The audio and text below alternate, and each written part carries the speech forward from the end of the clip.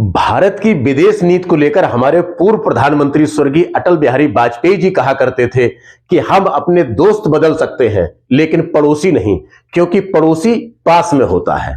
हमें जरूरत पड़ने पर वह तुरंत हमारे पास हो सकता है, लेकिन दोस्त को दोस्ती निभाने में समय लग सकता है। और कभी कभी ऐसा होता है कि हमारा दोस्त हमारे दुश्मन का भी दोस्त हो सकता है, इसलिए वह पहले तोलता है कि हमारी मदद करे या ना करे।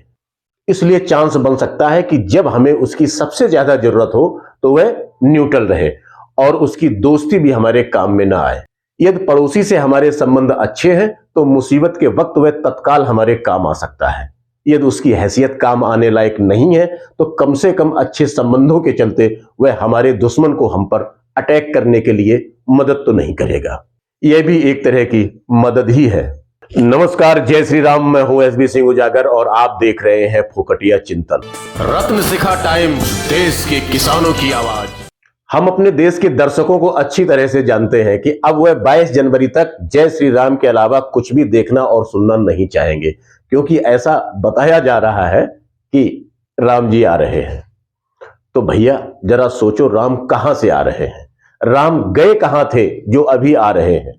राम तो कण कण में है। ऐसी कौन सी जगह है जहां राम नहीं है? कोई बता सकता है कि ऐसी कौन सी जगह है जहां राम जी बैठे हैं और हम सब चले जाएं वह हमें मिल जाएंगे?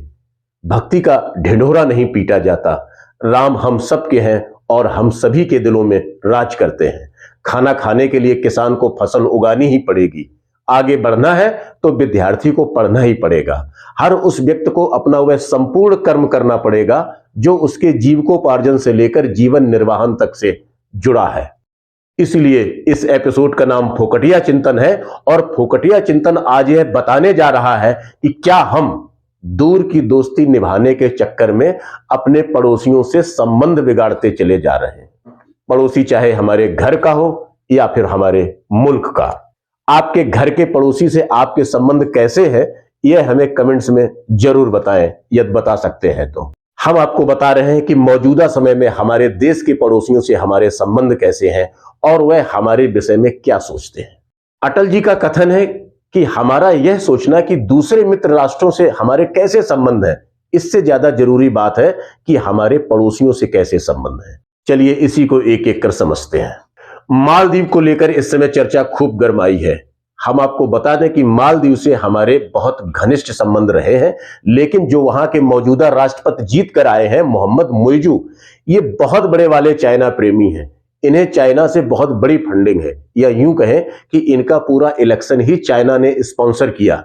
इनके पूरे इलेक्शन कैंपेन में इंडिया आउट का नारा दिया गया। इंडिया को बाहर करो, इंडिया को बाहर करो, क्योंकि चाइना इन्हें फंडिंग कर रहा था। हमारे लिए बुरी खबर है कि मुइजू जीत कर भी आ गए। अब ये पूरी तरह से एंटी इंडियन हो गए हैं। हमारे देश से लाखों की तादाद में पर्यटक मालदीव घूमने जाते हैं, क्योंकि लोकेशन के हिसाब से वह बहुत खूबसूरत टापू है। अब जब पर्यटक वहां जाएंगे तो उनकी आमदनी भी बढ़ेगी। यही नहीं, भारत ने एक बार मालदीव का तख्ता पलट होने से भी बचाया था। यह काफी पुरानी बात है, अब्दुल्ला गयूम के समय की। 2021 में भारत और मालदीव के बीच एक समझौता होता है। मालदीव का एक टापू है जिसका नाम है उथरूथिलाफालू। यहां पर भारत मालदीव के लिए एक कोस्ट गार्ड स्टेशन बना रहा था, एक एयरपोर्ट बनाया था और उनकी ट्रेनिंग के लिए भारत ने कुछ जहाज भेजे थे। वहां के डेवलपमेंट को लेकर भारत काफी आगे बढ़ गया था। देखा जाए तो भारत की सुरक्षा और व्यापार को लेकर मालदीव की भौगोलिक स्थिति भारत के लिए बहुत महत्वपूर्ण है। इसलिए भारत के लिए यहां अपना प्रभाव बनाए रखना बेहद जरूरी हो जाता है। इसलिए भारत ने मालदीव को कोस्ट गार्ड के लिए एक पेट्रोल रसल दिया, एक डार्नियर विमान दिया एयर सिविल लाइंस के लिए, और 2 अटैक के लिए प्रचंड हेलीकॉप्टर दिए, रनवे दिया। इतना कुछ भारत ने दिया। अब इनके रख रखाव और ट्रेनिंग के लिए भी कोई चाहिए, तो भारत ने 75 भारतीय नौजवान वहां भेजे जो इनके रखरखाव और वहां के लोगों को ट्रेनिंग दे सकें। बीते चुनाव में इसी चीज को मोहम्मद मुइजू ने मुद्दा बनाया कि भारत को बाहर करो, हम अपनी जमीन भारत को यूज नहीं करने देंगे। मतलब उसने वहां उल्टा प्रचार किया। भारत ने की तो उसकी मदद थी, लेकिन मुइजू ने चाइना की मदद से इस बात का प्रचार करवाया कि भारत को यहां से हटाना बेहद जरूरी है। और इसे भारतीय लिहाज से तो दुर्भाग्य कहा जाएगा। मुइजू की इस चुनाव में जीत भी हो जाती है। इन दिनों आप लगातार मीडिया में सुर्खियां देख ही रहे हैं कि मालदीव और भारत के आपसी संबंध को लेकर काफी तनातनी चल रही है। हालांकि इससे भारत का कुछ बिगड़ने वाला नहीं है कि यदि वह अपने 75 लोगों को वापस बुला भी लेता है, लेकिन इससे पाकिस्तान और चाइना का मोराल बहुत हाई हो सकता है। मालदीव के मौजूदा राष्ट्रपति मोइज्जू ने इसे एंटी इंडियन सेंटीमेंट बनाकर रख दिया। भारत के लिए मालदीव का लोकेशन शिपिंग रूट के लिए बहुत महत्वपूर्ण है। आइए समझते हैं इसे। सिंगापुर की जहाज भी यहीं से होकर जाती है, वियतनाम की भी यहीं से होकर जाती है, इंडोनेशिया की यहीं से जाएगी, Hong Kong, China, Taiwan, Philippines, Japan, सब के सब इसी रूट से होकर जाते हैं। अब है क्या, चाइना इसी रूट पर अपना दबदबा बनाए रखना चाहता है। यहां भारत की मौजूदगी चाइना को बेहद खल रही है। वह किसी भी तरह से भारत को यहां से हटाना चाहता है। तो चाइना और पाकिस्तान पहले ही भारत के दुश्मन हैं। मालदीव को लेकर ताजे घटनाक्रम आप सभी को मालूम है, वजह मैंने बता दी। चाइना की स्ट्रेटेजी इंडियन ओशन की ओर लगातार बढ़ रही है। अभी पिछले ही साल की बात है, चाइना का स्पाई जहाज यानमिंग 5 श्रीलंका की ओर बढ़ रहा था। खबर यह भी आई थी कि श्रीलंका इसे ड्रॉप नहीं करने देगा अपने हम्बनटोटा बंदरगाह पर, लेकिन यह आगे बढ़ता गया और भारत के लाख विरोध के बाद भी यह हम्बनटोटा बंदरगाह पर ड्रॉप हो गया। चाइना अपनी कर्ज नीति की बदौलत भारत को घेरता चला जा रहा है। आज की डेट में चाइना हम्बनटोटा बंदरगाह को लीज पर ले चुका है। अब हमारे जो पड़ोसी थे मालदीव और श्रीलंका, दोनों के साथ हमारे संबंध मधुर नहीं रहे। म्यांमार पर आते हैं। आंग सान सू की भारत में थी, यहां शरण लिए हुई थी, यहां पढ़ी थी, इसलिए यह भारत के समर्थन में थी।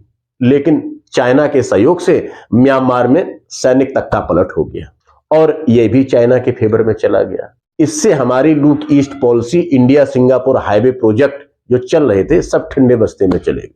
अब यहां भी अशांति है। देखा जाए तो एक तरह से म्यांमार भी हाथ से चला गया। तो चाइना लगातार हमारे पड़ोसियों को डिस्टर्ब करता जा रहा है और वह उसमें कामयाब भी हो रहा है। तो भारत को एक बार अपनी एग्रेसिव पड़ोसी नीति को देखना होगा। यह होगा कब? जब यहां का मीडिया और यहां के लोग जागरूक होंगे। मीडिया इन मुद्दों को समझे और उन्हें लगातार उठाए, लोग सवाल पूछें। लेकिन ऐसा यहां अब रहा नहीं। खास एजेंडे पर काम करने वाला मीडिया इस तरह आत्मचिंतन लेकर आने वाला नहीं है। ऐसा नहीं कि भारत इसको लेकर कुछ काउंटर नहीं कर रहा, बेशक कर रहा है, लेकिन यह बात हमारे देश की जनता को, हमारे देश के प्रतिभावान छात्र हैं, उन्हें पता होनी चाहिए। आइए भूटान को ले लीजिए। भूटान के साथ हमारे संबंध हमेशा अच्छे रहे हैं। अब वहां के विदेश मंत्री चाइना दौड़कर जा रहे हैं, क्योंकि चाइना धमका रहा है वह उसके ऊपरी भाग पर कब्जा कर लेगा। यदि भूटान ऐसा नहीं चाहता तो वह उसे उसके बदले में डोकलाम दे दे, चाइना यह कह रहा है। यदि भूटान ने दबाव में आकर यहां डोकलाम को लेकर सेटलमेंट कर लिया तो यह भारत के लिए सिरदर्द होना तय है। बांग्लादेश को तो आप जानते ही हैं, हमेशा तराजू लिए बैठा रहता है। भारत से ज्यादा फायदा है या चाइना से, चाइना से या भारत से, भारत से चाइना से। जिधर ज्यादा फायदा उसे दिखता है वह उधर लुढ़क जाता है। यही हाल नेपाल का भी है। वहां भी अभी ओली साहब के समय में नेपाल पूरी तरह एंटी इंडियन हो गया था। वह तो यहां तक कहने लगे थे कि राम जी भारत के हैं ही नहीं, इस तरह के बयान आने लगे थे। वह तो नेपाल के हैं। 2020 में चाइना से उनकी काफी नजदीकियां बढ़ गई थी। तो ऐसे में नेपाल पर भी पूरा भरोसा नहीं किया जा सकता। पाकिस्तान तो पैदाइशी नालायक है ही, भारत से निकला है, लेकिन भारत को ही हमेशा काटने की फिराक में रहता है। अफगानिस्तान के लोग भारत के लोगों से बहुत प्यार करते हैं, यानी यहां पीपुल्स टू पीपुल बहुत अच्छे रिलेशन है। लेकिन यहां जब से अमेरिका घुसा, गनी साहब की सरकार गई और आप जानते हैं कि तालिबानी को भारत आतंकी मानता है, इसलिए उससे कोई संबंध रखता नहीं है सीधे सीधे। लेकिन चाइना को इस बात से कुछ फर्क नहीं पड़ता। उसके लिए चाहे आतंकी हो या चाहे कुछ भी हो, बस उसका विस्तार होना चाहिए। तो चाइना वहां भी घुस गया। अब देखिए, कतर एक छोटा सा देश है, वहीं जहां का अखबार अल जजीरा पूरी दुनिया में तहलका मचाए रहता है। अब कतर हमारे नेवी के 8 रिटायर अफसरों के जासूसी के मामले में फांसी की सजा सुना देता है। हालांकि यह सजा निचली अदालत में सुनाई गई थी, अभी ऊंची अदालतों में अपील की जा रही है, उसकी प्रक्रिया चल रही है। और इतने बड़े मैटर में फांसी दे देना इतना आसान नहीं होता, लेकिन फिर भी आपसी रिलेशन में फर्क पड़ना स्वाभाविक तो है ही। कतर से रिश्ते भारत के लिए बहुत महत्वपूर्ण है, क्योंकि भारत एशिया में तीसरे नंबर पर सबसे ज्यादा कतर को निर्यात करता है। भारत और कतर की एक दूसरे पर बड़ी डिपेंडेंसी है। गैस के मामले में भारत तकरीबन 40 से 50% तक कतर पर निर्भर करता है और वहीं कतर में काम करने वाले ज्यादातर लोग भारतीय हैं। हम आपको बता दें कि कतर की 33% आबादी भारतीय ही है। अभी कुछ दिन पहले यहां का भोपू मीडिया लगातार चला रहा था, कतर खत्म हो जाएगा, कतर का ये हो जाएगा, कतर का ये हो जाएगा। अरे कतर का ऐसा कैसे हो जाएगा? कतर का कुछ खत्म हो जाएगा तो हमारे और वहां के संबंधों को कितना भारी नुकसान होगा। तो यह वह मोटी मोटी बात है जो हमने आपको बताई। लगभग 99% हमारे पड़ोसी देशों से कैसे संबंध है आप देख रहे हैं। हाँ, एक बात कहनी जरूरी है कि यह रिश्ते बनते बिगड़ते रहते हैं, यह कोई स्थायी बात नहीं है। भारत लगातार हर चीज को दुरुस्त करने की कोशिश भी कर रहा है और उम्मीद की जा सकती है कि जल्द ही इन देशों के ऊपर हमारा चाइना से ज्यादा प्रभाव होगा। तो फोकटिया चिंतन में आज बस इतना ही। राम मंदिर की प्राण प्रतिष्ठा का अनुष्ठान आज से शुरू हो गया है। आनंद लेते रहें। नमस्कार, जय श्री राम।